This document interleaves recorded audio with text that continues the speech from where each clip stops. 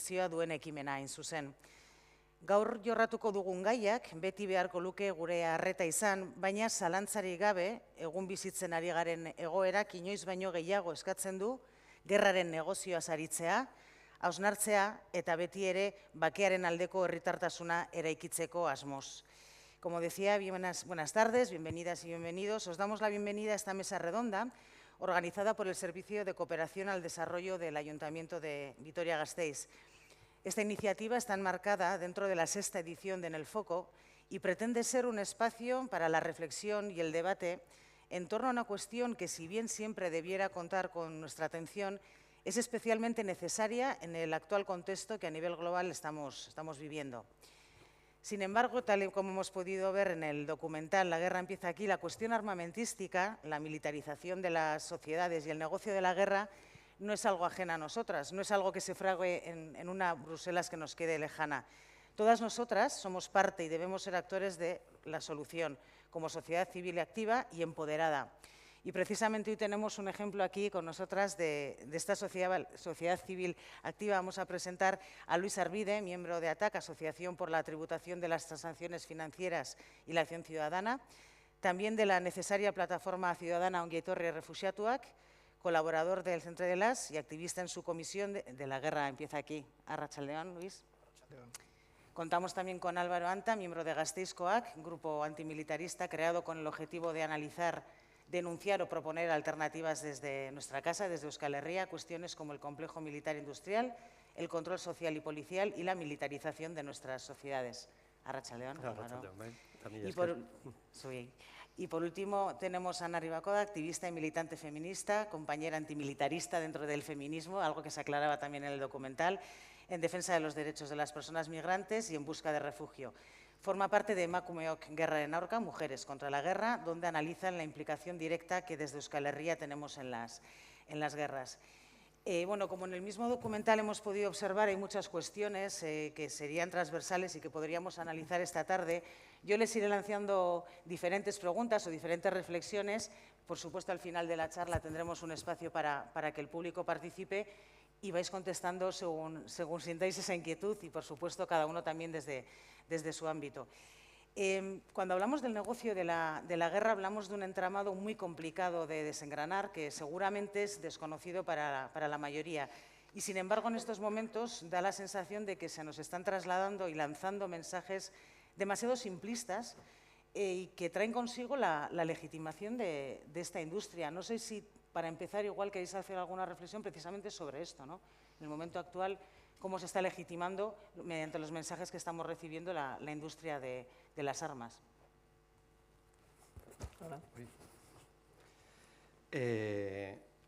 Bueno, voy a aprovechar para hacer primero un minuto de publicidad. Prácticamente todo lo que voy a comentar está mejor explicado que lo voy a hacer yo en un libro que hemos publicado hace en diciembre ya, el colectivo Gasteizkoak, y que lo podéis encontrar en el Zapateneo. En este libro, tiene 3 partes. La intención era actualizar lo que es la lista de fábricas de armamento que habíamos hecho ya hace 17 años. Analizar también todos estos, y ya voy a entrar en lo que es la pregunta, analizar todos estos ecos o tambores de guerra que nos vienen desde los medios de comunicación, y una tercera que abordaremos después, que es más relacionado con qué se puede hacer ante todo esto, ¿no? Y el análisis que hacemos de todas estas noticias que han aparecido en los últimos meses sobre que viene la guerra, es más, cuando lo fuimos a publicar hubo mucha gente que nos insistió con el tema de qué es todo esto, o sea, realmente viene la guerra, estamos ya en guerra, ¿no? Y analizamos esa realidad desde el punto de vista de Europa, ¿no? Y lo que vimos es que sí, que las autoridades de la Comisión Europea y de la Unión Europea, sobre todo a través de Ursula von der Leyen, de Josep Borrell, Thierry Breton y un poco menos, aunque luego se quiso estar más protagonista, de Emmanuel Macron, tenían por detrás todo un trabajo, ¿no? O sea, que no era parece que Rusia nos va a atacar y viene la guerra, ¿no? Y por eso pues, tenemos que hacer todo lo que después ha venido, ¿no? Lo que veíamos era que se ha ido trabajando pues, durante los últimos años y echando para detrás, vimos como von der Leyen en 2024, en marzo, o sea, hace ahora un año, aprobaba una estrategia, un plan industrial de la defensa de Europa. Y la verdad es que cambiaba mucho lo que era la percepción de lo que es o de la actuación de Europa en relación a esta industria militar, ¿no? Porque hasta ahora, hasta ese momento, Europa no había apoyado para nada a la industria militar y desde las instituciones financieras europeas tampoco, o sea, se veía como algo que no se podía invertir porque estaba muy mal visto, ¿no? Y en ese plan ya empezaban a comentar el hecho de que se tenían que adquirir equipos de defensa, que el 50% de lo que se invirtiera tenía que ser dentro de la producción europea, que fuera producción europea, y se aprobaba ya que se invirtieran 1.500 millones de euros para este tipo de investigación o de producción, pues para las fábricas que se dedican a esto, ¿no? Incluso el BEI, el Banco Europeo de Inversiones, ella empezaba a flexibilizar sus políticas, ¿no? Todo esto venía a raíz de que se estaba trabajando el tema de poner a la industria militar como no tan mala, ¿no? Como que es hasta ecológica, que invierten en seguridad, incluso se llega a decir que es buena para la salud de las personas, porque le da tranquilidad sabiendo que está mejor defendida, ¿no? Pero parece ser que detrás de todo esto hay... me voy a alargar un poco, pero después dejo al resto más tiempo, ¿vale? Estaban lo que se llaman, y que está muy documentado por investigaciones a nivel europeo, los lobbies de la industria armamentística en Europa. Ya en el 90 y pico había un grupo que se llamaba Canguro Group, que se dedicaba a ello. Un poco más tarde, pues durante los 90 hubo algunas otras iniciativas, luego se creó en el 2002 un grupo de debate, y en el 2004 se reúnen 3 asociaciones de empresarios de la industria de la defensa para montar el ASD. Y el ASD es lo tengo por aquí, no lo voy a encontrar ahora. Bueno, el caso es que en ese foro, en esa asociación de asociaciones, hay más de 20 empresas armamentísticas, entre ellas está Aernova, que tiene 4 personas contratadas, les llamamos lobistas, y en su día hizo una inversión de 400.000 euros para poder financiar la oficina que tienen en Europa, poder pagar a sus trabajadores, y esta gente tiene una tarjeta especial para poder acceder tranquilamente a todas las instalaciones de la Comisión Europea, ¿no? Esto no sería importante si luego tenemos en cuenta que las decisiones que se toman en la Comisión y en la Unión Europea y luego se debaten en el Parlamento, pasan por diferentes comisiones, ¿no? Y hay un comité, que es el Comité Económico y Social Europeo, el CESE, que consta de 329 personas y en el que se debaten, pues, por ejemplo, en este caso, la nueva estrategia de industria de la defensa. Y tenían un dictamen, un informe, en el que se avalaba pues, toda esta política de limpieza, le llaman taxonomía, a lo que dicen que, pues eso, que la industria militar pues que no es tan mala, que ofrece muchos puestos de trabajo, que es incluso ecológica en la producción y que, pues eso, que es buena para la salud de las ciudadanas y los ciudadanos. Y parece que no se han quedado contentos con ello, que no solo piden los 1.500 millones de euros, sino que dicen que eso son una cantidad absurda y piden 100.000 millones de euros de inversión en la industria militar. Y nosotros lo que hicimos fue, en Gasteizkoak, fue mirar a ver quién había escrito ese informe.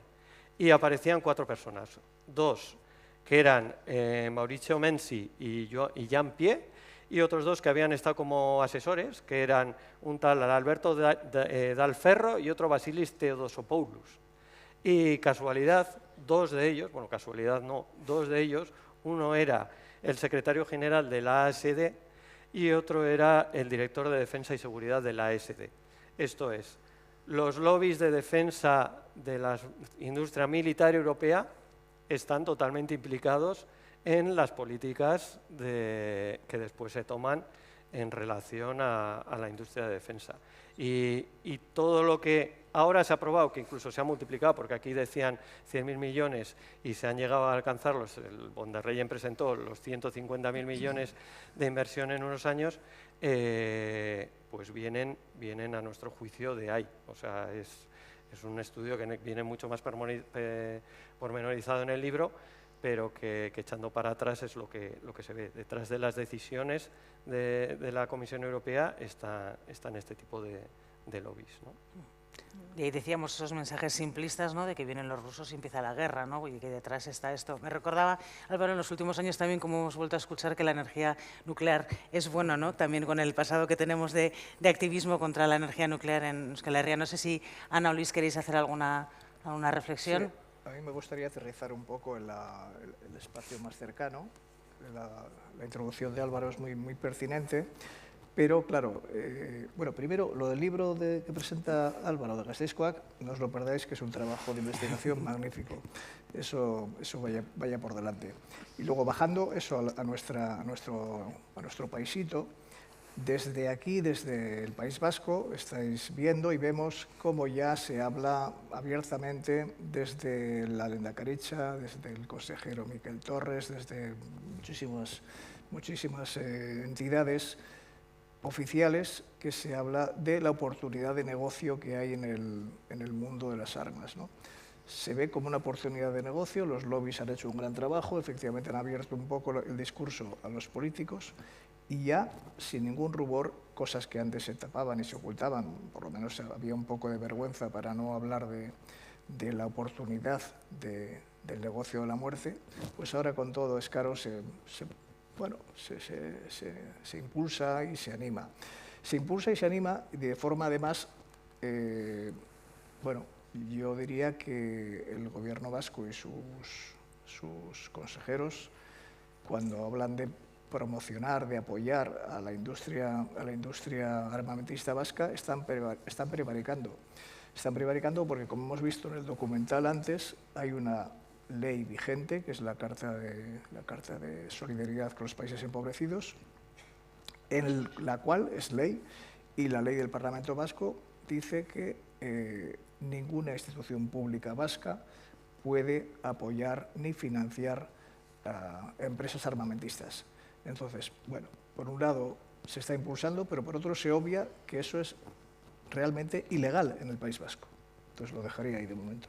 Sí, es una ley que querían derogar con la recién aprobada ley de cooperación y que por el trabajo de Emakumeo Gerraren Aurka que hicimos presentando alegaciones porque creíamos muy importante que esa ley, ya que no se recogía en la nueva ley de cooperación, creíamos muy importante mantener esa ley y no derogarla para, aunque sea de vez en cuando, cada vez que salen a decir que es una oportunidad el negocio de la guerra, decirles que están yendo contra su propia ley, ¿no?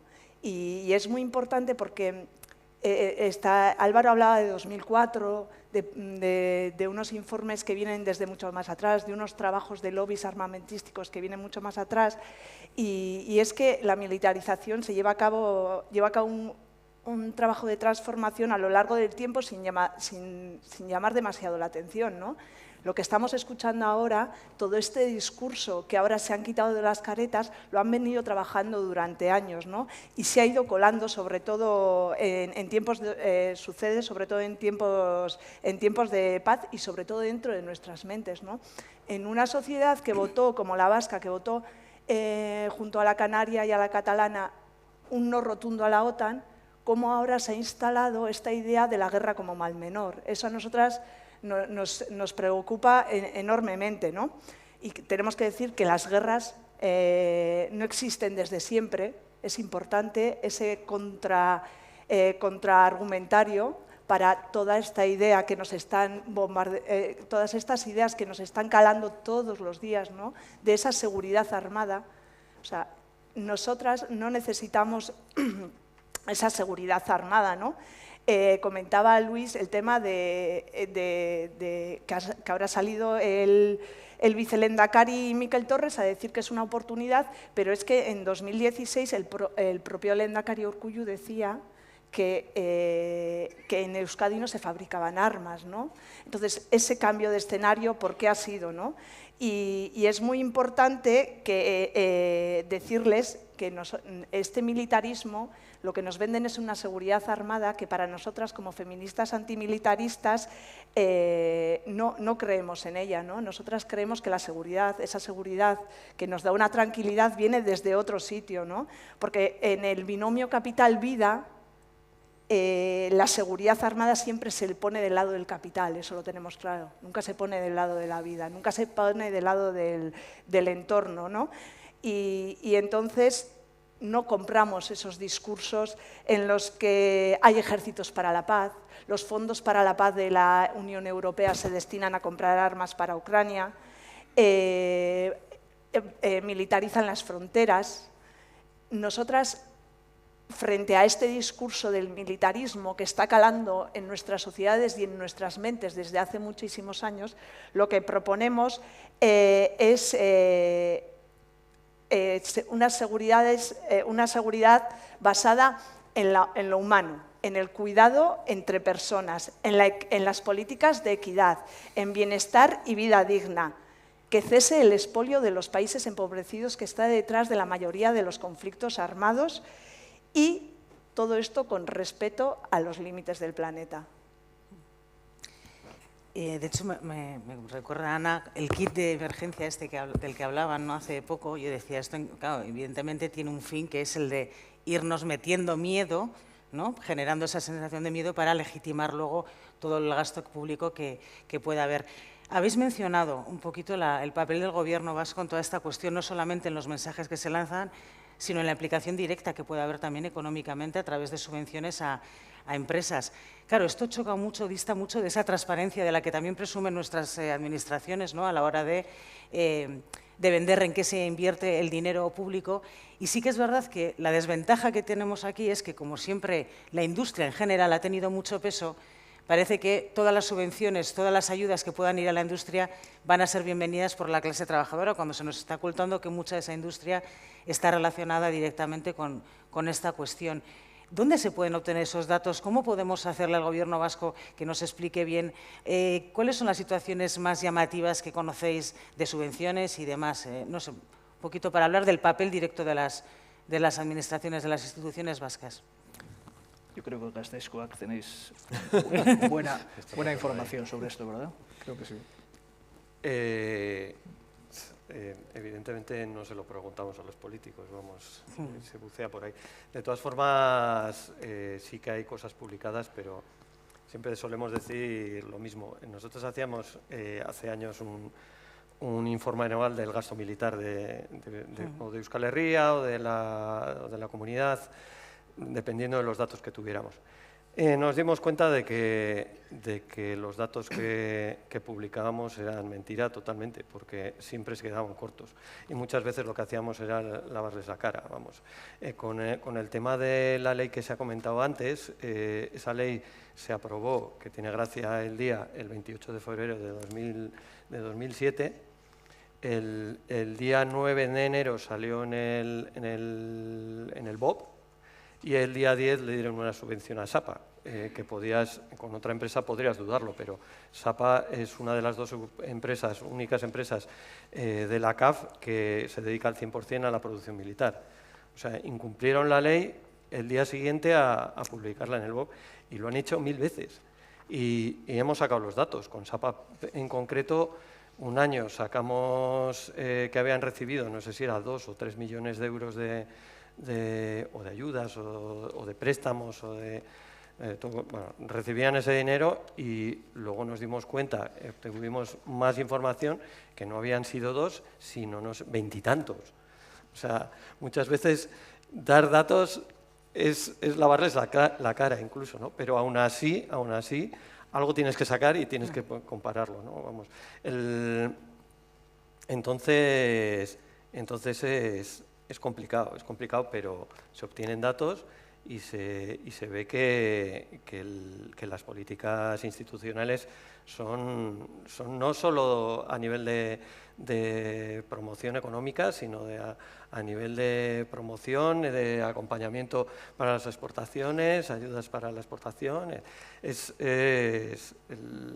sea, las ayudas son de muchas formas y son claras, vamos. Sí. Claro, es evidente que les preocupa la imagen. Aquí en el documental se comentaba, claro, cuando se toma la decisión de pintar los barcos que irían al puerto de Bilbao, que para ser una industria que mueve tanta pasta, bastante cutre, ¿no? el pintarlo así de esa manera, a brochazo, gordo, es evidente porque les preocupa la opinión pública vasca en ese sentido. Pero ¿querías continuar, Ana? Sí, nada, pues que la guerra empieza aquí, no solo en las más de 200 empresas que hay, que producen en parte o totalmente, que se dedican a la producción militar, ¿no? Sino que también esas empresas necesitan de las complicidades de las instituciones, de las universidades, de los centros formativos, de la banca armada. O sea, que es un entramado para que esas empresas sigan produciendo muerte. Y entonces eso directamente nos convierte a todas en cómplices, ¿no? ¿Qué estamos haciendo desde aquí? La guerra empieza aquí y se necesita todo ese engranaje para que la guerra pueda ser efectiva. Me parece muy interesante este hilo de la banca que nos expone Ana, porque la banca tiene una clave, vamos, una presencia en el desarrollo armamentístico, en la producción armamentística, tiene un papel clave. Es decir, la banca no fabrica las armas, pero las empresas de armas necesitan, pues, de la banca de forma absoluta, porque la producción de armas tiene un proceso largo. Las armas se venden a determinado país, al ejército de determinado país. Se vende de una empresa privada generalmente, pero a través del Estado que lo autoriza. Cuando hay una autorización de exportación de armas, el comienzo de esta producción lleva un largo periodo de trabajo en el que la empresa que lo produce pues tiene que financiarse, porque no lo va a cobrar hasta la entrega de los equipos que esté fabricando. Y esos equipos, dependiendo de qué, pues puede ser meses o años. Normalmente son años. Entonces la banca, sin la ayuda de la banca, la producción armamentística se ahogaría, sería imposible. Así que, como decía Ana, hay que señalar claramente a la banca. Y la banca en España, en este sentido, hay 3 bancos claramente que son los que más tipo de ayuda otorgan a la producción militar. En primer lugar es el Banco de Santander, actualmente es el Banco de Santander. En segundo lugar el BBVA, le sigue muy cerca. Y en tercer lugar CaixaBank. Son los 3 bancos, también hay otros más pequeños, pero son los 3 bancos que fundamentalmente presentan todas las ayudas a las empresas fabricantes de armas. Y en el caso de lo más cercano a nosotros, igual la implicación de Caja Rural, bueno, y sobre todo de Kutxabank, ¿no? Que no debemos olvidar que es un proyecto de banca, pero que viene de cajas, ¿no? Su origen son las cajas, que evidentemente tenían otra función social en su momento, en este caso en los territorios de Araba, Bizkaia y Gipuzkoa. Comentaban, de todos modos, aparte de la banca, la importancia de la universidad, de la ciencia, de la investigación. Claro, y resulta curioso que los lugares, ¿no? para el conocimiento, para el aprendizaje, para el desarrollo como personas y como sociedad, que son las universidades, estén en cierto modo también o puedan colaborar algunos de esos departamentos en el I+D+I, sobre todo, ¿no? De cara a estas empresas. ¿Qué peso tiene actualmente en lo que se refiere a la Universidad Pública Vasca? Hablaríamos sobre todo en esta cuestión. Aquí están implicadas todas, o sea, he visto también Mondragón, todas, bueno, menos Euneiz ahora, pero vamos, que es posible que llegue. Dale tiempo. Vamos. La implicación está de muchas maneras, o sea, tienen proyectos, colaboraciones, investigaciones, ITP tiene un aula, sobre todo en escuelas de ingeniería, hablamos, se sortean los mejores y las mejores ingenieras. Hay una colaboración y cada vez que miramos, cada vez es mayor, vamos, la implicación con las empresas es muy grande. Pero eso es un campo que parece que empieza a cambiar, y no por esta implicación, sino por la movilización que empieza a haber en contra.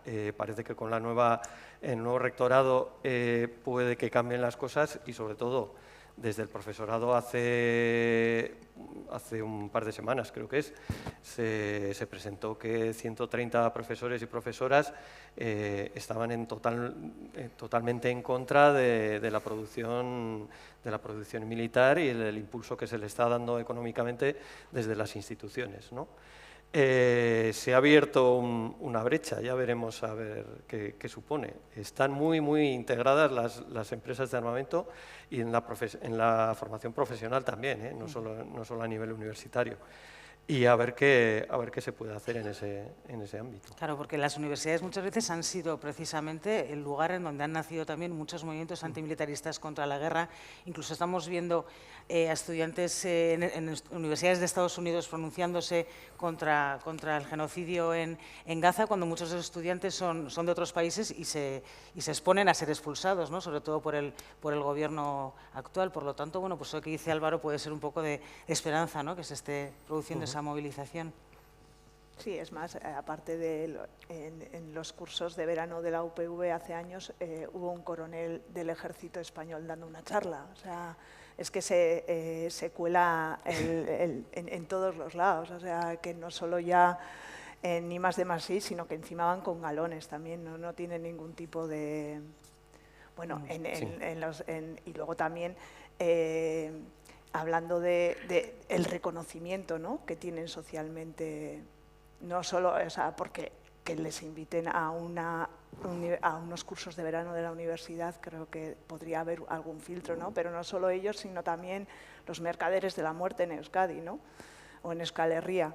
El presidente de la Real Sociedad, Jokin Aperribai, es uno de los consejeros de SAPA, ¿no?, de una de las empresas que solamente se dedican a producción militar y tiene un reconocimiento social que nadie, o sea, que le ponemos la alfombra roja y por detrás está fomentando un negocio que genera muerte y destrucción en miles de personas y territorios. Había acordado, creo que es ITP, ha organizado campamentos de verano para chavales y chavalas. Qué bonito. Campamentos tecnológicos. Claro, es que ahora que comentáis esto, dice, se les pone la alfombra roja, y es verdad, por ejemplo, en el caso del presidente de la Real Sociedad, teniendo en cuenta todo lo que mueve el fútbol, ¿no?, en lo que es la parte social, ¿no?, el fenómeno social que es. Yo a veces me pregunto si detrás de esto hay un desconocimiento voluntario colectivo o directamente es la ocultación, es decir, que haya mucha gente que no sepa que en este caso el presidente de la Real tiene ese peso. Yo les comentaba antes a Álvaro y a Luis una tontería, pero es que lo recuerdo cuando yo de muy pequeñita iba al pueblo y pasaba por la zona de Nanclares de la Oca, por la carretera vieja, veía siempre el cartel de explosivos alaveses. Y yo le preguntaba a mi aita que qué se hacía ahí. Y claro, yo no sé si para ocultarme la verdad, evidentemente me ocultó la verdad, que luego la supe, lógicamente, pero para protegerme de la realidad y de lo que se hacía ahí, me decía que se hacían fuegos artificiales. Claro, yo me planteaba, ¿tantos fuegos artificiales se necesitan en tantas fiestas para que haya una fábrica de esto así tan...? Claro, yo decía, ¿por qué me hace esto? Luego pensé, ¿porque no quiere mostrarme que es que se fabrican armas aquí? ¿Porque quiere protegerme de eso? Es decir, el desconocimiento que existe es voluntario para que no duela y no reconozcamos como sociedad la implicación que tenemos en las guerras. Yo diría que en parte sí, pero creo que llevamos años, las que aquí estamos y muchas otras, contando la historia de Aperribai en Guipúzcoa. Yo ayer mismo, que tenía una charla ayer también con un grupo universitario, ayer lo contaba, y ya mucha gente lo sabe. Entonces, a mucha gente le causa sorpresa y le resulta nuevo, pero mucha otra gente sabe y no tiene ningún efecto. Yo creo que en el documental de Joseba, el que hemos visto antes, Dani lo decía.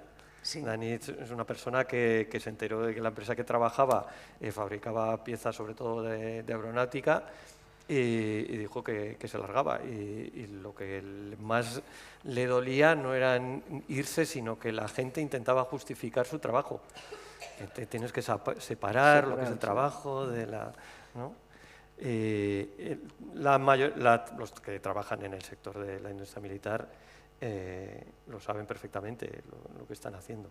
Y mira lo que es, dentro de lo que, porque en el libro se presenta, bueno, la excusa fue actualizar esa lista de empresas y pasamos de 70 empresas en el 2007 a 200, bueno, de empresas son 187, pero con centros de investigación, llegan a las 206 y... Se ha cortado, creo que sí. Te has quedado sin pila. Creo que ha sido alguna de esas empresas la que ha provocado esto. En el libro damos algunas de las razones. La razón más importante es que ha llegado mucha inversión, entonces a más dinero pues las empresas se dan cuenta de que son ganancias y dicen, pues nos vamos a meter a producir esto porque viene mucho dinero. Pero otra de las razones es que desde la sociedad se está aceptando mucho más la fabricación de armas como un sector pues como el resto. Es más, para obtener estas 206, que bueno, que en 2 meses nos hemos dado cuenta, para que veáis que los números también, seguramente habrá muchas más, a 2 meses de publicar el libro ya eran 12 más las empresas, ¿no? Pero obtener información de las empresas ha sido esta vez más fácil, porque en 3/4 partes de las webs de las empresas tienen una pestañita de que se dedican al sector de la defensa. O sea que a las empresas antes les costaba más, o sea, les costaba más reconocerlo, lo ocultaban, pero ahora ya no lo ocultan. Por lo tanto, estaría viendo en ese sentido una evaluación en negativo como sociedad, digo, en la legitimación de estas empresas. Hemos visto que a nivel internacional la legislación, bueno, hay incumplimiento o que rozan la legalidad en muchas ocasiones. Parece que el tema económico a veces suele tener más peso. En el documental se menciona que probablemente la misma inversión o el mismo flujo de dinero invertido en otros sectores generaría más puestos de trabajo y demás, digo, por intentar utilizar también ese discurso. Lo dice Arcadio Oliveres, y es verdad, hay varios estudios estadounidenses que, desde varios años sucesivos han ido haciendo estudios y la inversión militar, la inversión en armas, bueno, evidentemente es una inversión muy dopada porque los estados es una producción estratégica y le otorgan todo tipo de ventajas y de protecciones. Evidentemente, ese mismo dinero, yo creo que hacían un estudio con $1 billón sí, o algo así. No, con 1.000 millones. Con 1.000 millones, sí. Salía, en cuanto a efectos de creación de puestos de trabajo, salía de forma muy, muy abrumadoramente mayor en actividades civiles de distinto índole, tanto educativa como reparaciones, reconstrucciones, cuidados, en fin, múltiples sectores. Eran creo que 8.800 puestos en el sector de armamento y en el transporte público eran 19.000. Además, uno de los últimos datos que no está en el libro, muchas veces se dice, ya, pero crea puestos de trabajo y los sueldos son buenos, ¿no? Pues en el caso de SAPA, por ejemplo, en el 2023 la facturación subió un 17%. En el 2024 subió un 50% la facturación de SAPA. Pues los trabajadores en marzo, creo que fue del 2024, estuvieron 3 semanas de huelga y dejaron la huelga muy felices porque habían conseguido el IPC de subida en sus nóminas, ¿no? O sea, El dinero al final se los llevan los mismos y se los llevan los propietarios de las fábricas de armamento. Sin embargo, hemos visto, y como dice Manuel Rivas, que a mí me gusta mucho, cuando dice que lo importante que es el primer no, siempre, ¿no? Que a la vez es un sí también para otra cuestión. En el caso del puerto de Bilbao hemos visto lo que supone la movilización, que parece que parte de un individuo que luego va tejiendo una red y se tejen redes. No solo, lo que pasa es que la historia de INA es muy visual, sí. pero es verdad que simultáneamente al primer conocimiento que tuvimos en el puerto de Bilbao sobre que se estaba exportando armas, en concreto bombas de SPAL a Arabia Saudí para la guerra de Yemen, simultáneamente con la acción de INA tuvimos información, una filtración interna del puerto, que se nos comunicaba, porque lo de INA inicialmente pensábamos que había sido algo esporádico, una ocasión, y que había sucedido eso, y INA hizo un acto de una nobleza impresionante, se jugó el puesto de trabajo, pero luego supimos a través de una filtración que eso era algo más repetido, y de hecho que nos dieron una fecha que se cumplió cuando volvía otro barco a otra carga de bombas. Ahí empezamos el seguimiento y empezó un poco la movilización en la que participamos muchísimos colectivos y muchísimas, de forma muy transversal. El movimiento de mujeres fue clave también, como también se ve en el documental. Pero, claro, la historia el documental plasma dos historias cruzadas, como el gesto de INA y la labor de FATEN en Yemen, la labor de ayuda directa, ¿no?, sobre las niñas, luego fueron niños también, para evitar que caigan en manos de matrimonio infantil, porque si no les alimentan, pues al final acaban en eso. Y los niños, otra cosa parecida, que acababan en manos de la guerra, porque los niños se armaban también de muy jóvenes y bueno, pues estar alimentándoles en la escuela era una ayuda importante. Pero en fin, quería apuntar eso, que no solamente era... Claro, queríamos hablar precisamente de esas redes que se tejen en este caso, pues aunque Torres Fusato tiene mucho peso en Emakume Gerren Aurka, evidentemente aparte de INA, ha habido alguien más que ahí se ha jugado el puesto de trabajo probablemente, ¿no?, para conseguir este objetivo, que ahora lo que se hace es intentar trasladar a esa sociedad vasca a Santander, a echar una mano también allá. ¿Qué importancia tienen, Ana, estas redes que se están tejiendo en esta cuestión? Porque yo creo que el documental ahí lo hace muy bonito, porque juega... Y es otra cuestión, si no podemos con el incumplimiento de las leyes, no podemos con el tema económico, a veces igual tirar de la ética es lo que nos hace falta. Yo creo que el documental en ese sentido, al mostrarnos los dos lugares, las dos infancias, ¿no?, lo distintas, el día a día tan distinto de unos niños y otras niñas, ¿cuál es la importancia de seguir tejiendo esas redes aquí y con los países afectados por los conflictos? Pues yo creo, bueno, nosotras no somos existencialistas, ¿eh? No creemos que todas las mujeres somos pacifistas por naturaleza, ¿eh? Pero bueno, sí que es verdad que, como mencionaba Anabel en el documental, que sí que tenemos una historia contra la guerra, ¿no?, que igual se hace más patente desde la Primera Guerra Mundial, ¿no?, y que llega hasta nuestros días, ¿no? Y Anabel mencionaba en el documental a las Greenham Common, ¿no?, que fueron unas mujeres que en Gran Bretaña estuvieron desde el año 81 hasta el año 2000 rodeando una base militar donde querían colocar unos misiles nucleares y consiguieron en el año 2000 recuperar ese bosque para la comunidad de nuevo, ¿no? Y esas mujeres, por ejemplo, son un ejemplo de esas redes de mujeres, de la potencia, porque esas mujeres con su acción y con sus llamamientos politizaron a una generación entera de mujeres, ¿no? Por ejemplo, aquí en el Estado, pues en Zaragoza hubo un campamento ante un llamamiento en el 84, o un tren lleno de mujeres fue a Tortosa porque allí se estaba proyectando la primera escuela de mujeres militares, ¿no? Eso no nos representa como mujeres feministas antimilitaristas, ¿no? Como decía una compañera nuestra que gritaba mucho, yo no voy a la mili ni con Paco ni con Pili.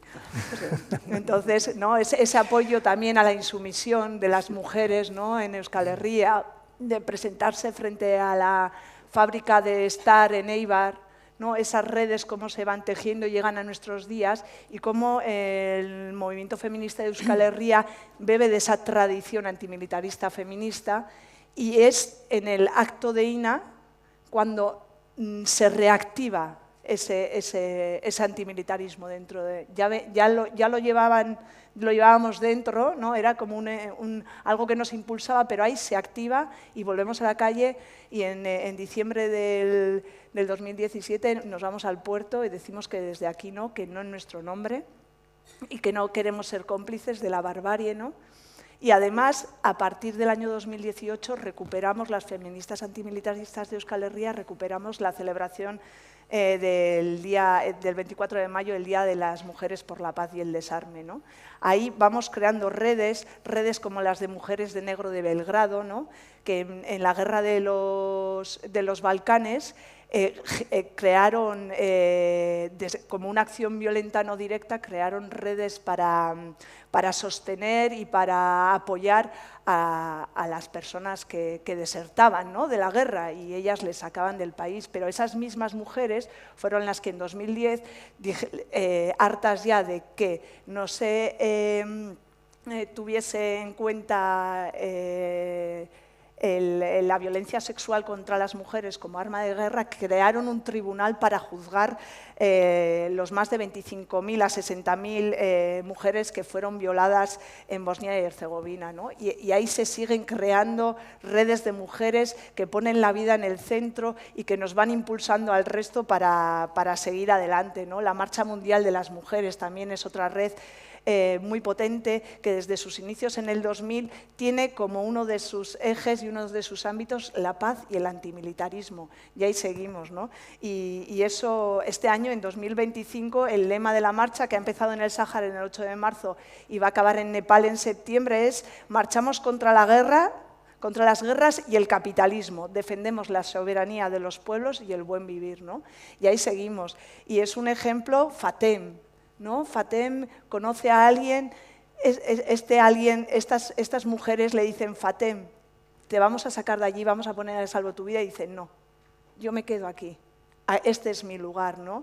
Las reparadoras de grietas, ¿quiénes están, quiénes permanecen a pesar de toda la violencia que sufrimos las mujeres en situaciones de guerra? Quienes mantenemos el mínimo hilo de vida seguimos siendo las mujeres, ¿no? Y esas redes son redes entre Barcelona y Yemen, pero que permanecen, que continúan y que lo único que buscan es poner la vida en el centro y mantener la vida, ¿no? Y ahí estamos las mujeres contra la guerra, con el movimiento feminista de Euskal Herria cada 24 de mayo, en el 8 de marzo denunciando las guerras y el militarismo, y también con otras aliadas y aliados de los movimientos antimilitaristas, ¿no? Y yo creo que es esencial, porque juntas somos más fuertes, eso lo tenemos claro, y por eso juntas vamos a seguir creando redes para seguir trasladando y creando conciencia de que la guerra empieza aquí y que es aquí donde debemos parar la guerra. Hemos mencionado lo que ocurre algo en el Gobierno vasco, estamos hablando de la sociedad civil, y un punto que también os quería preguntar rápido, aunque sea por el papel de los medios de comunicación. Estamos hablando continuamente de informes que Gasteizkoak ha hecho durante años, que otras asociaciones, colectivos han ido publicando, datos que estaban más o menos maquillados, falseados o lo que fuese, pero datos, estudios, ensayos, libros. Pero esta cuestión muchas veces no llega a los medios de comunicación, o por lo menos no les interesa. Claro, podría ser mala y pensar que puede tener que ver con que los medios de comunicación también tienen detrás a la banca y empresas que les sostienen, pero no sé si podríamos hacer un llamamiento o qué le exigiríais a los medios, en este caso de Euskal Herria.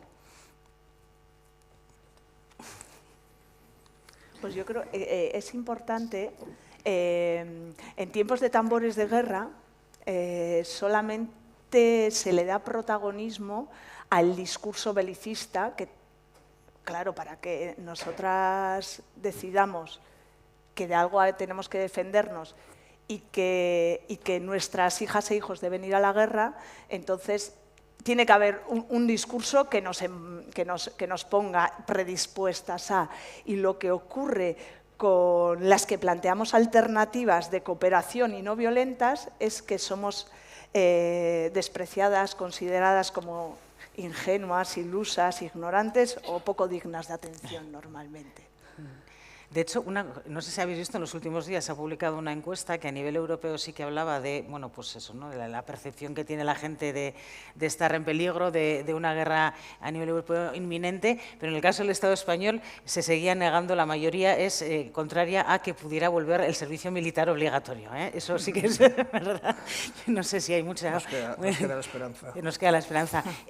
Porque decimos, partíamos de esa idea, el momento que estamos viviendo con esos mensajes que lanzan simplistas, pero que tienen un calado importante, que Álvaro nos ha explicado al principio, de dónde puede venir todo esto, que no se trata de una cuestión de los últimos 2 meses. Claro, también a la vez se están escuchando mensajes políticos muy duros, lo mismo que frente a esas redes feministas y redes de la sociedad civil. Estamos en un momento político con un auge de la ultraderecha a nivel europeo importante y que obstaculiza mucho estos planteamientos de proyectos de ciudadanía para la paz. Luis, Álvaro, ¿cómo valoramos este momento? ¿Qué oportunidades tenemos? ¿Cómo tenemos que trabajar en estos momentos? Para echarlos a llorar. Vamos.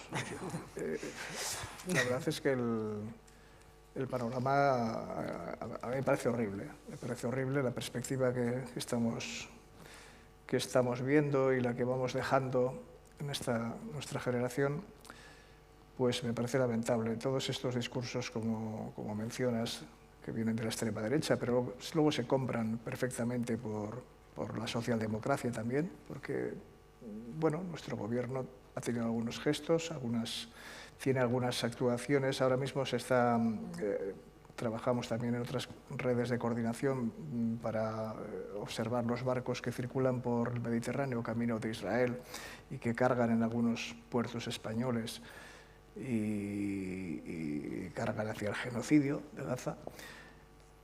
Y el gobierno pues tiene algunas posiciones respecto a la negativa de Europa, pues brilla un poco la posición de España, pero es muy escasa la posición con Israel, que tenía que ser de embargo absoluto, sino simplemente se toman medidas puntuales y el ministro Álvarez dice no se exportan armas a Israel, pero se están comprando y se están exportando también. Por algún lado se han exportado de forma que en base a licencias anteriores se han exportado armas y se está comprando armas a Israel, lo cual Israel es una potencia fabricante de armas. Su gran negocio es la venta de armas, no tanto la compra. Entonces, el comprarle armas a Israel es alimentar económicamente el genocidio.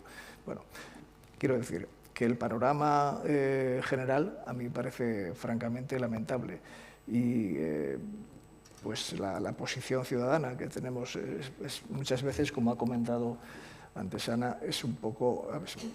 Cuando hablas de pacifismo o hablas de vías contra la guerra, pues te tratan un poco de... Bueno, tú estás fuera de la realidad, ¿no?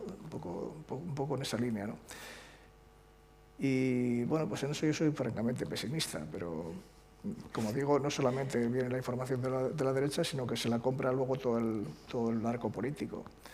Con lo cual, pues, si no me corregís... Claro, perdona Luis, que sí que es cierto, encima en vuestro campo de trabajo, lo mismo que se están escuchando precisamente mensajes sobre la población migrante brutales que en los últimos años encima ya se escuchan en los parlamentos, no solamente quiero decir, porque las redes sociales tienen su importancia, pero el problema está en que están legitimados y representados por partidos presuntamente democráticos, ¿no? Entonces, claro, todo esto de lo que estamos hablando lo que genera son todos esos procesos de migración, de exilio, de refugio, que luego las propias sociedades que los generamos no queremos dar solución a esa gente, ¿no? O sea, sí que en ese sentido Pues yo quería poner un punto más optimista, pero voy a tener que sumar, Luis. Esto lo habíamos hablado, Luis y yo.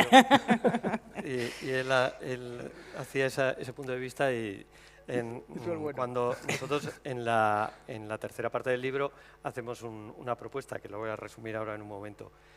Pero dentro de esa propuesta, con todo esto que ha pasado, de lo que hay en las noticias, lo de la cantidad de dinero inmensa que van a hacer, lo que hemos visto es que nos han dado nos han dado facilidades para hacerlo. Realmente son oportunidades y nuevos retos, ¿no?, para afrontar, ¿no? Bueno, y la propuesta, ya la explico brevemente. La propuesta que hacemos es de hacer un auzolan inmenso en lo que sería Euskal Herria para acabar con la fabricación de armas, ¿no? Lo que vemos es que cuando una guerra ha empezado, pararla es complicado, entonces lo que tenemos es que trabajar porque no surja la siguiente. Y desde aquí lo que podemos hacer, ya que la guerra empieza aquí, es trabajar porque no empiece aquí, por acabar el origen de lo que son las guerras, que serían las armas y donde se fabrica, ¿no? Y en ese sentido lo que proponemos es un trabajo de conversión de una industria militar a una industria civil. Pero añadimos algo más, no queremos quedarnos aquí y queremos una producción que sea una nueva producción de utilidad social o civil, de utilidad social, y que cuestione el sistema productivo actual, porque creemos que el sistema productivo actual es una de las peores guerras que existen ahora en el mundo. O sea, decir que ahora no estamos en guerra cuando hay un montón de gente que tiene que venir, que estamos destrozando el planeta y que estamos sometiendo a la mitad del mundo, sobre todo a las mujeres, para nosotros tener un nivel de vida como el que tenemos, pues nos parece que posiblemente sea una de las peores guerras, ¿no? Entonces, en este intento decíamos ya, pero hay experiencias, hay ejemplos de historias de conversión, pues a nivel de Euskal Herria, como se ha citado, que desde el siglo, bueno, SAPA existe desde que tengamos datos desde el siglo XV, creo, recordar. Y la industria militar en Euskal Herria, pues con sus altibajos, pero siempre ha tenido muchas fábricas, muchas empresas, ¿no? Pero lo mismo que ha tenido muchas empresas, ha tenido muchos procesos de conversión. O sea, de conversión GAC, BH, Orbea, todas esas eran industrias de armas. Alfa también, grapadoras El Casco también. Y como esas hay un montón. Y a nivel mundial también, cuando ha convenido, se ha hecho. O sea, hay incluso proyectos. Después de la Segunda Guerra Mundial, claro, ahí se vino abajo la industria militar y se tenía que convertir aquella industria militar que había en otra producción, ¿no? Y hay incluso proyectos financiados por Estados Unidos para convertir empresas de Rusia, de la Unión Soviética de entonces.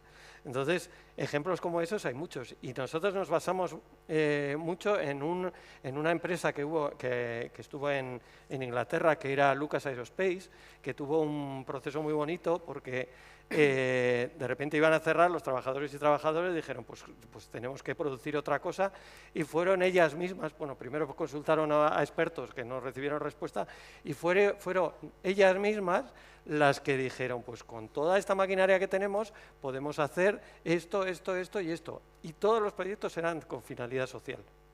Y sacaron unos cuantos adelante, después hubo otros muchos pues, que no tuvieron éxito y al final la empresa después de unos años acabó cerrando. Pero se ha recordado ese plan durante muchos años y hace unos años porque se cumplía creo que era el 25 aniversario de aquel plan y se han puesto en marcha otros proyectos. Y en ese sentido creemos que es vital que la gente que está trabajando ahora en estas fábricas participe de proyectos de conversión. Y no solo eso, pues iríamos de la mano también del movimiento sindical, pero también del movimiento ecologista, que es el que ahora mismo se está planteando más que este sistema productivo no hace más que generar desigualdades. Con el movimiento feminista también tenemos intención de trabajar porque desde hace unos años ha puesto el movimiento reproductivo por encima del productivo, ¿no? Que los cuidados se pongan en el centro. Con el movimiento juvenil también nos parece que es muy importante porque son los que van a vivir este proceso, ¿no? Y a largo plazo.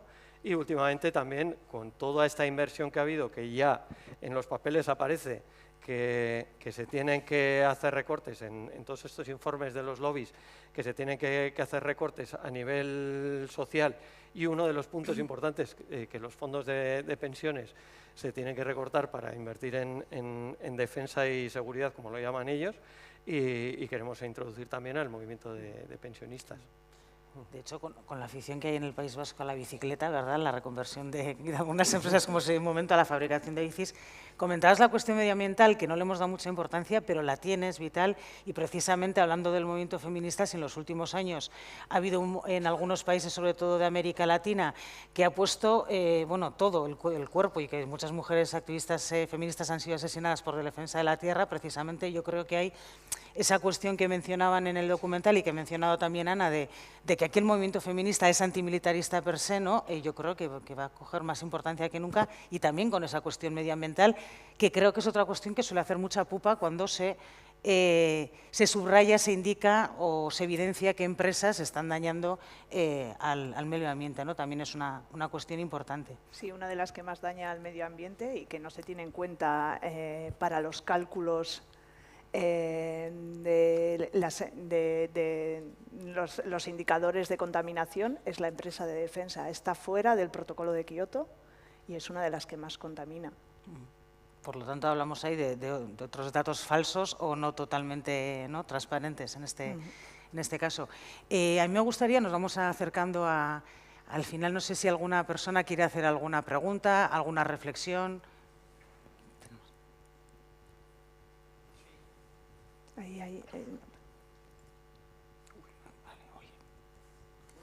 Hay micro. Hay un grupo aquí en Vitoria que se llama Gerrari Kets, que está trabajando desde el año 2023 para que en el ejercicio económico del Gobierno vasco del 2024 no se financiara de ninguna manera a las industrias de armamento en Euskadi. Aquello sorprendió un poco al Parlamento y nos convocaron con mucho retraso y no se pudo hacer nada. No se pudo hacer nada efectivo. El año 2024 también empezamos a trabajar el tema y nos ocurrió lo mismo, que cuando nos recibió la Comisión de Cooperación y Desarrollo, los presupuestos del Gobierno vasco ya estaban firmados, con lo cual tampoco se pudo hacer nada. Y este año estamos dando otra vez guerra, ya hemos pedido la comparecencia ante la Comisión de Igualdad y de Cooperación para plantearles concretamente el tema de que los presupuestos del 2026 no se financie a ninguna empresa de armamento. Y no solamente eso, sino que queremos que haya transparencia. También hay una ley en Euskadi sobre la transparencia. Y entonces estamos exigiendo que nos informen qué ha pasado desde el 2012 hasta la actualidad. Cuántos dineros, cuántos millones de euros han sido otorgados de una manera o de otra, con créditos benévolos, incluso a fondo perdido. Y tenemos aún un caso de empresas de armamento que no pudieron pagar las deudas que habían contraído con las subvenciones y que se hizo cargo de esa deuda la Diputación de Vizcaya y de Guipúzcoa. Cosa verdaderamente absurda y verdaderamente extemporánea. Bueno, pues ahí estamos esperando ahora, concretamente en abril de este año, de 2025, estamos esperando que nos conteste la Comisión de Cooperación y Desarrollo para que nos dé una cita y poder plantear el tema de ni un euro a las empresas vascas de armamento militar. Gracias.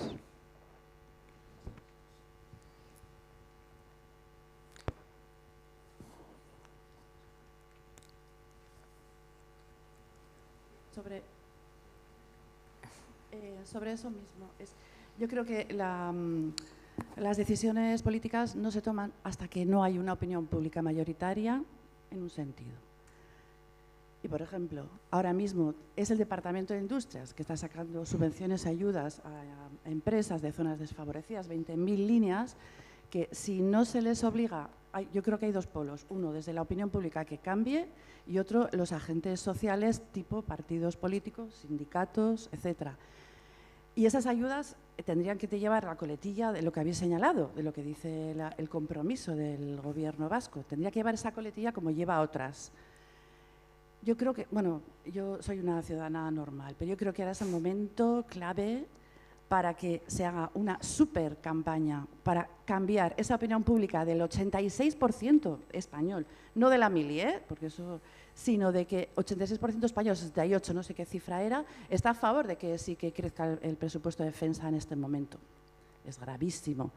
Pero una campaña en plan, pues como las que hace, hay gente que sabe hacer campañas políticas bien, como las que hacen Greenpeace o expertos o expertas que hagan una cosa que eso que siempre, es que ahora está peor que nunca, lo que decíais, ese viraje moral de concretar en qué se materializa un rearme y una sociedad más militarizada. Y luego está la otra parte que habéis comentado, que es en plan fino, sindicatos, que claro, ¿cómo van a objetar los currelas con un coste personal alto? Pues vosotras sabéis, y vosotros, los movimientos sociales, cómo establecer redes de apoyo o cómo se podría hacer para... Los sindicatos siempre se ha hablado de la reconversión de la empresa de armamento desde hace siglos, pero ¿no hubo igual un momento, los de Gasteizko, que igual sabéis, en el que sí que hubo cierta posibilidad de que los sindicatos hicieran propio esa demanda? Y aparte, bueno, no quiero enrollarme, pero yo creo que me parece que tendría que haber una campaña súper fuerte de opinión pública para cambiarla, para que la gente aterrizara. Y luego más fina, partidos políticos que han derivado a veces, incluso de la izquierda, que se les va un poco la olla, que no son muy claros. Muchísimo. El movimiento feminista, bastante hacéis, pero también más posicionamiento, etcétera. Y no me quiero enrollar más. Pero es que estamos en un momento terrible, que hemos ido a peor en la opinión pública, por ejemplo, y en la consideración. A finales de los 90 se intentó hacer un proyecto de conversión de SPAL, precisamente, de la que aparecía en el documental. Desde Cataluña, desde el centro de las, ofrecieron tanto financiación para el proyecto como personal técnico para abordar un posible proyecto de conversión, pero ponían una condición, o que los trabajadores y las trabajadoras estuviesen de acuerdo o que la dirección estuviese de acuerdo. Evidentemente la dirección no estaba de acuerdo y se intentó con el comité de empresa. El comité de empresa estaba entonces... La presidencia la tenía ESK y con ESK la verdad es que las relaciones fueron bastante buenas, pero el comité dijo que no le interesaba para nada. Es más, esto sería a finales de los 90, 97, 98, por ahí, y cerró en el 2004. Pero antes de cerrar hubo una reestructuración de la plantilla y habían decidido que iban a echar a unas personas. Y en el comité se planteó que ya que los sueldos en ese caso debían ser decentes, pues reducir la jornada y reducir el sueldo. Entonces había dos posibilidades, o echar a gente a la calle o reducir la jornada de todo el mundo y reducir el sueldo. Pues decidieron que se echara a la gente a la calle. O sea, no había ahí una... Y no te creas que los sindicatos pusieron mucho más empeño, lo decidía la plantilla, esto es evidente, ¿no? Pero en otras propuestas que se han hecho tampoco hemos tenido una respuesta muy positiva, pero últimamente con esta propuesta y en conversaciones con gente del movimiento sindical estamos recibiendo una respuesta bastante interesante, vamos, como que es el camino a seguir. Y no por el hecho de que sea industria militar, sino porque y han hecho algún proyecto, por ejemplo, con Mecaner lo intentaron, más en la lógica de que la producción va a tener que cambiar y vamos a tener que plantear esto, pues preparémonos antes de que llegue, ¿no?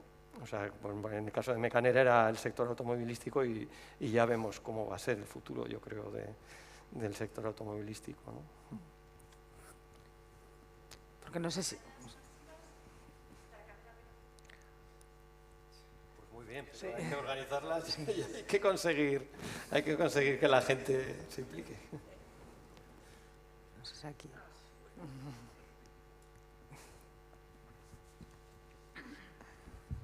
Bueno, era para comentar un poquito. El sábado estuvimos todos los grupos antimilitaristas en Marquina para denunciar la producción armamentística y para pedir, allí en Marquina tiene una fábrica de armas, la conversión de la fábrica de armas. El lunes se ha publicado, el Correo ha publicado: Hacienda benefició a una firma de armas al no ejecutar embargos por valor de 2 millones de euros. O sea, que se cuela por todos los lados. Y bueno, simplemente era comentar eso. Y bueno, por aquí comentan que pues, quien quiera, nosotras, Mujeres contra la Guerra, Macumeo Guerra en Aurca, nos concentramos el tercer viernes de mes en la calle de Ato Compostas a las 7:30. Así que, pues eso. Melissa, ya se ha hablado del primer no, ¿no? Y en el documental también sale el no de Dani a irse. Vosotras soléis ir al mercado. Ah, sí. A repartir. Mañana, bueno, es Vale. que nosotras nacimos, en un principio cuando nacimos en 2016, empezamos a tener 2 concentraciones al mes, primero y tercero de mes. ¿Qué pasa? Que luego ya se nos ha venido como mucho curro encima y pues un día nos juntamos para trabajar, para preparar la concentración, para trabajar los temas que van surgiendo, y el tercero de mes nos concentramos. Y ahora desde noviembre ha sido, desde el año pasado, estamos saliendo 2 veces al mes al mercado de la Plaza de Bastos, pues a dar información, y la verdad es que está siendo una experiencia bastante positiva porque se acerca gente preguntando, contando experiencias. Bueno, a ver, Experiencias de Noes. pero está siendo positivo. Experiencias de Noes habéis tenido. Sí, sí, sí. Ya. Bueno, yo no, a ver, alguna gente sí también te dicen que qué va a pasar si se cierran las empresas, que la gente va a ir al paro y tal. Y en un caso, bueno, apareció un señor diciendo que en la fábrica donde trabajaba su hijo les habían mandado unas carcasas, no sé qué era, de producción, que tenían una buena cartera de pedidos, y entonces que los obreros se negaron, o sea, que dijeron que no iban a producir.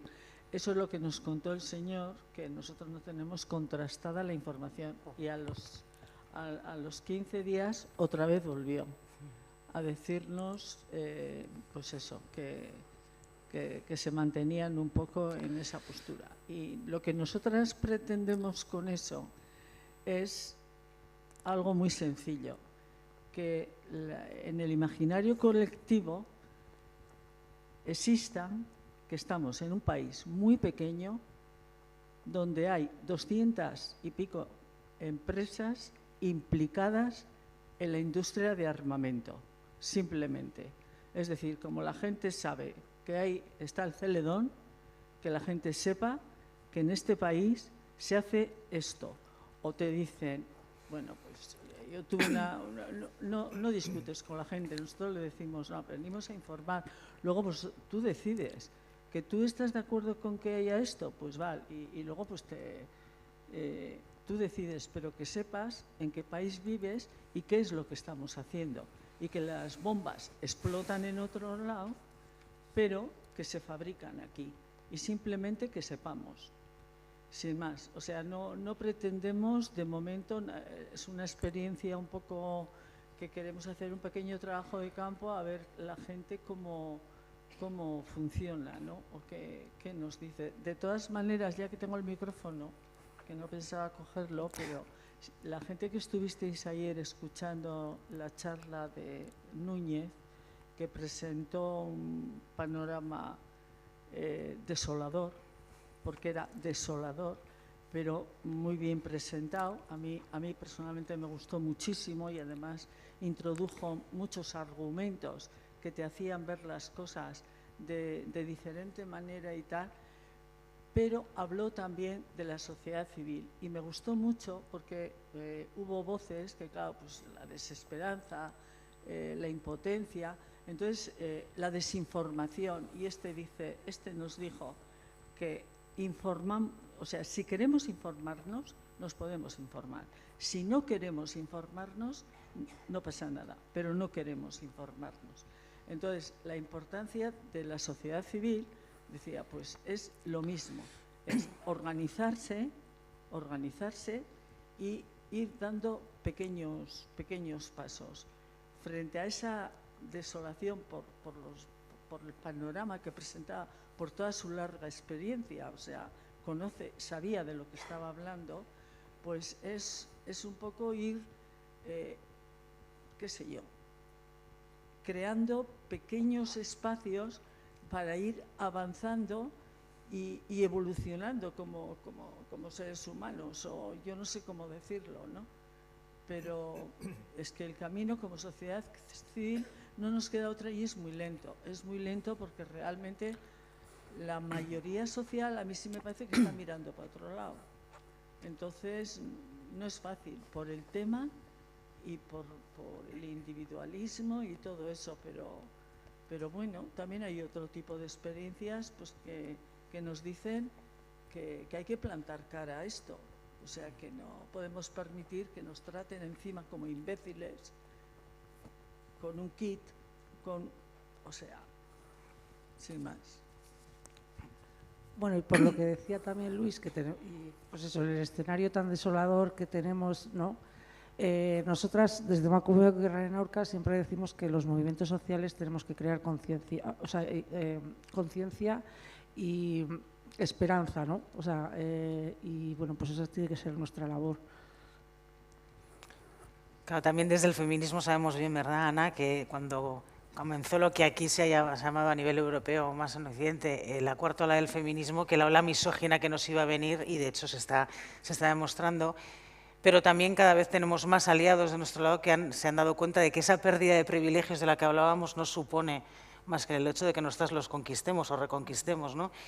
Y Álvaro creo que era el que antes comentaba, ¿no?, que ¿qué tenemos que perder? Igual, ¿cómo vivimos estas sociedades teniendo en cuenta lo que nos llevamos por delante en otros lugares del mundo? No creo que la pérdida fuese muy grande, pero sí que es verdad que la cohesión sindical puede ser la más complicada, porque si no habría mucho más danis, ¿no?, diciendo que no. Que sí que es, bueno, pues, pero de muchos no es al final.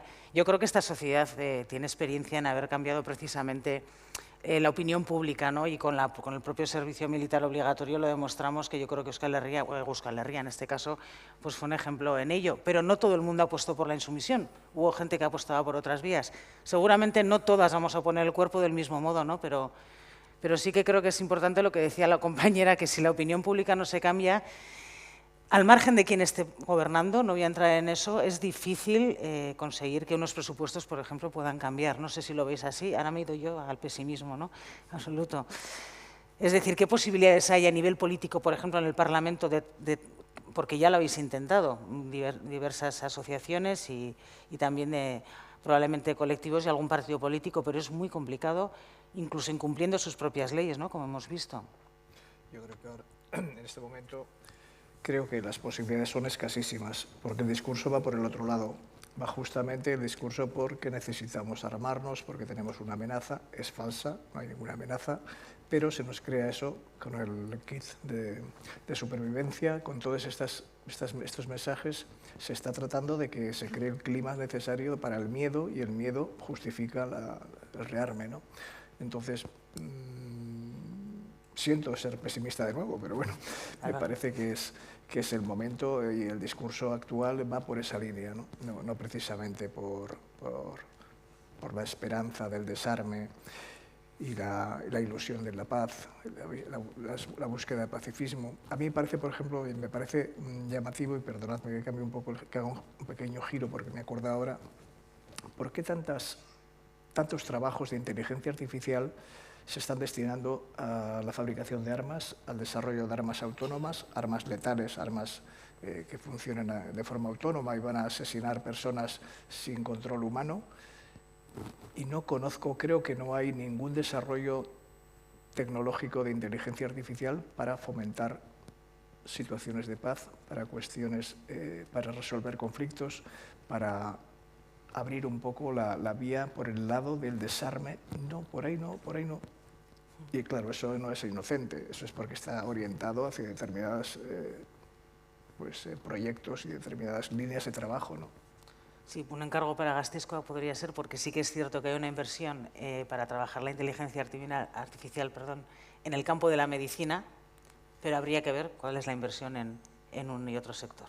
Es el próximo trabajo de investigación para Gasteizko. Yo creo que no vamos a tirar por ahí, pero bueno.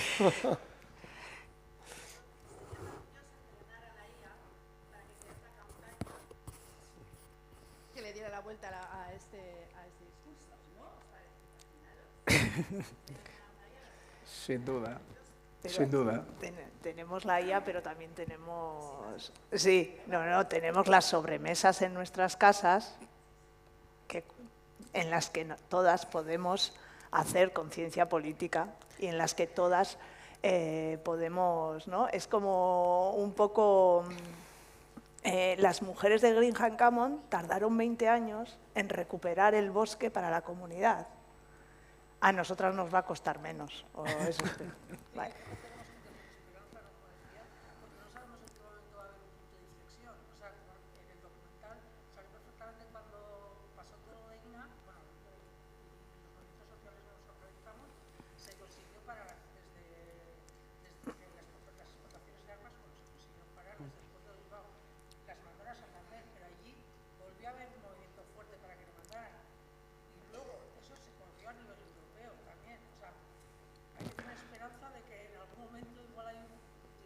Sí, pero voy a poner de nuevo la nota triste.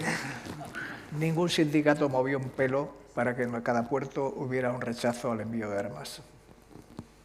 Ninguno. Hay ahí una pregunta. Opa, y una pregunta. Ahora que estamos en plena campaña de la declaración de la renta, aparece Iglesia, fines sociales u otros. No aparece o no te dejan decir que tus impuestos no vayan a gastos militares. ¿Se puede hacer objeción fiscal? Sí, la objeción fiscal se hace y hacemos y se puede hacer. No es... Pero ellos no te lo hacen. No, ellos no te la facilitan. Otros artilugios, otras formas. No te la facilitan, pero se está haciendo y se hace bastante bien y no tiene repercusiones. Yo no conozco casos en los que se haya rechazado. Lo que te voy a preguntar es... Sí, perdón. Pero luego esos no aparecen los datos de cuánta gente hace objeción. No, es muy testimonial. Sí, pero sí se informa y luego hacen un informe diciendo 450 personas han hecho objeción fiscal por este importe. Sí.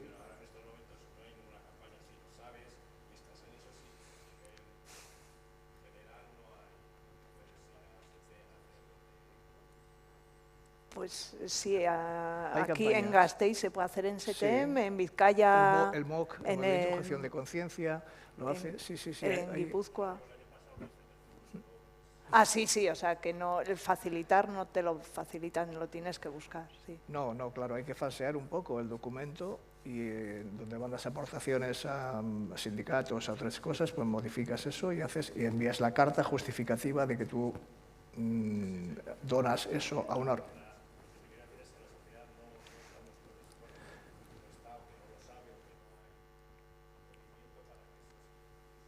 Sí, pero es verdad que tiene poco alcance. La difusión de las campañas de objeción fiscal tienen poco alcance, es cierto.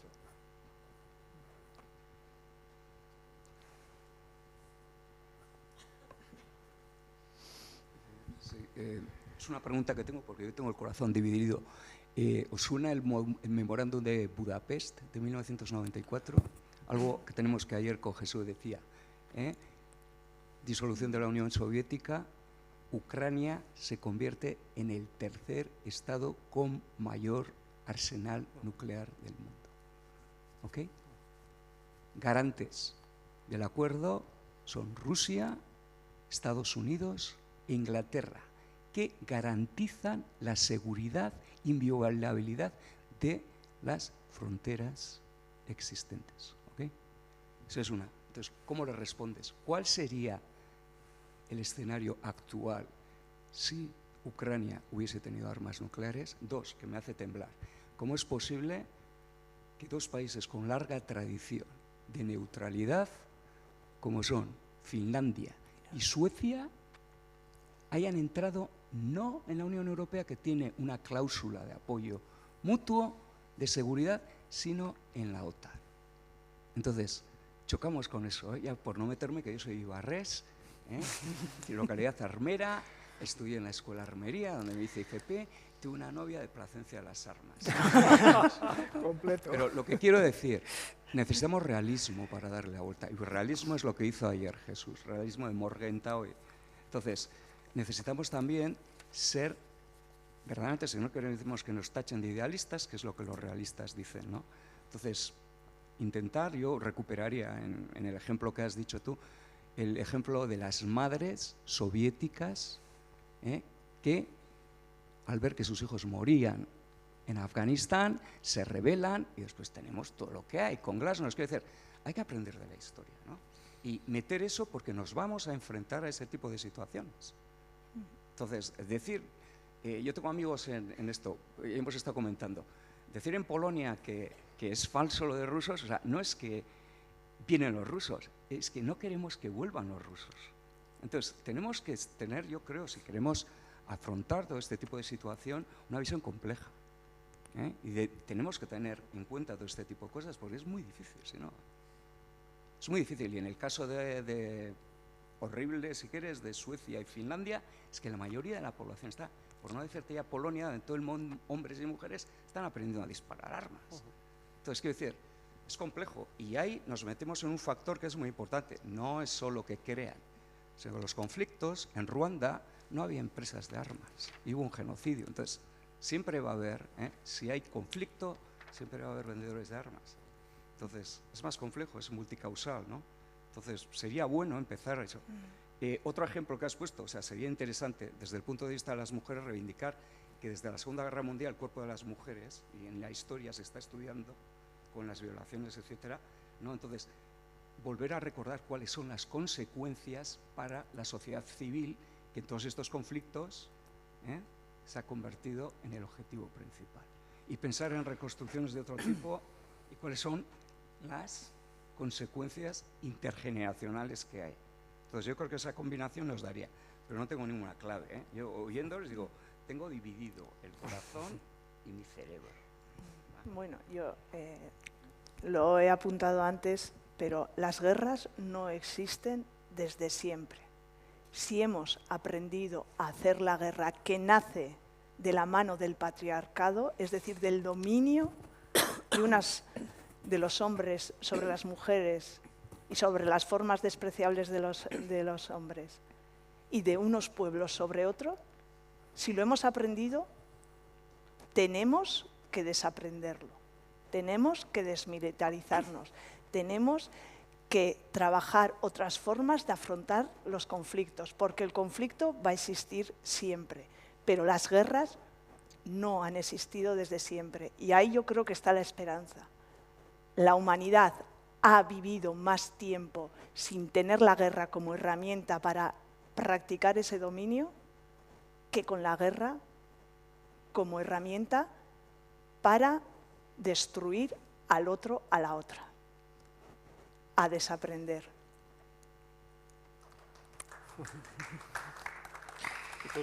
Tú lo has dicho, o sea, que cuantas más armas, más posibilidad de guerra. Eso es así. O sea, lo que hay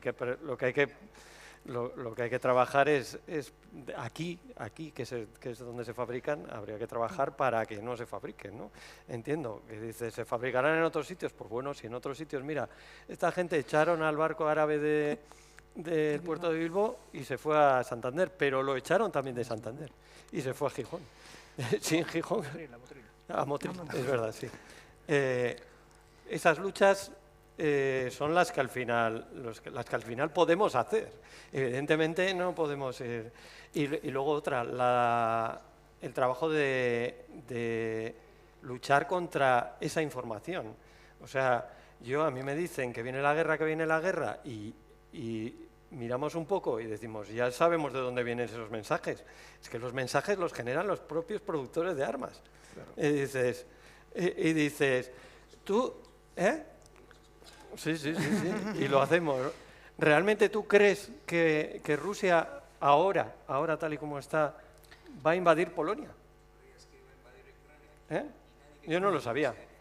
No lo sabía, pero ahí había un conflicto. Y la gente que sabe por ejemplo, Carlos Taibo, historiador, ese conoce la historia de esa zona muy bien.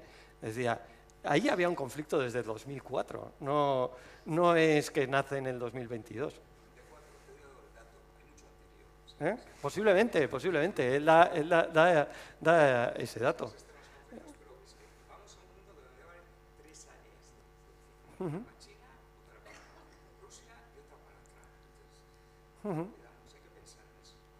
Sí. Y nosotros en el libro, el final de la primera parte es, ¿viene realmente la guerra? Y el análisis que hacemos es que esa posibilidad cabe, pero no la guerra que nos está vendiendo von der Leyen. O sea, lo que estamos viendo aquí es que dentro del sistema, hasta hace poco había una potencia que era la que tenía todo el poder y ahora se está distribuyendo, que es lo que estás diciendo tú. Y muchas veces, durante la historia, cuando se ha acabado o cuando viene el final de la hegemonía de algún sistema, muchas veces se acaba en la guerra. Y eso es así, y no lo voy a negar, o sea, lo hemos puesto ahí, ¿no? ¿Y que hay posibilidad de que venga la guerra? Sí. ¿Y que hay posibilidad de que sea en Europa? Pues también, porque aquí somos consumidores de materias primas y tenemos un nivel de vida en el que con una guerra se podría reducir y sería muy beneficioso para otras economías. Eso es así, pero ¿que viene la guerra que nos dice von der Leyen y Borrell? Esa yo creo que no. Y eso sí que, por eso sí que hay que reinformar o deshacer ese mensaje, vamos. Bueno, pues sí que es cierto que siempre se argumenta, ¿no?, que aunque paremos aquí en la fabricación de armas, habrá otro lugar que las haga. Por lo tanto, pues como decíamos antes, no todo el mundo va a poner el cuerpo de igual manera, habrá que intentar que sea a nivel global. Es más complicado, pero solamente por el hecho, aunque sea egoísta, de lo mejores que nos haría, o que seríamos como sociedad, si no fuéramos una sociedad que colabora de esa manera con las guerras, yo creo que se ganaría en muchos ámbitos. Y una de las cosas que se puede hacer, pues, es seguir organizando este tipo de foros en los que, bueno, pues os podamos escuchar también a todas vosotras y vosotros. No sé si queréis hacer alguna última reflexión. Y sí, si no... Bueno, yo iba a decir que en la medida que podamos, luchar contra esa posibilidad. Y si creemos que puede darse, prepararnos para ella. Pero prepararnos, yo creo que la mejor forma de preparar no es la de entrenarnos a pegar tiros. Porque eso... Desde luego, para preparar la paz, solo hay que trabajar la paz. No hay que armarse, evidentemente. Y yo, para que la compañera, que vamos a hacer una campaña, porque una de nuestras compañeras ha tenido un sueño y es muy importante que si tienes una cosa clara en la cabeza, ve con tus amigas y hazla. En todo el mundo, en todos los países, en todos los sitios del planeta, hay pequeños focos de mujeres autoorganizadas que están plantando cara a la destrucción del planeta contra el racismo, las violencias. Esta es la experiencia. Búscalas porque están, y están en todas partes. Esto nos lo dice Montserrat Cervera, así que yo os invito a buscar a todas esas mujeres que estamos plantando cara a la barbarie. Y si queréis, mañana de 12 a 1 en la Plaza de Santa Bárbara. Pues por nuestra parte agradeceros, Ana, Álvaro, Luis, eskerrik asko, ha sido un placer compartir esta tarde con con todos nosotros. Ha sido un placer también ver el documental, porque le comentaba yo a Luis, aparentemente a priori puede ser un tema que resulte complicado, pero yo creo que el trabajo es brillante. Me decía que encima con los poquitos medios que se haya contado, pues la verdad es que sorionaca a todo el equipo que está detrás del documental y sorionaca a todas las personas que estéis trabajando en esta edición de En el Foco tan necesario. Eskerrik asko eta hurrengora arte. Mila esker. Muy bien, chicos. Muy bien.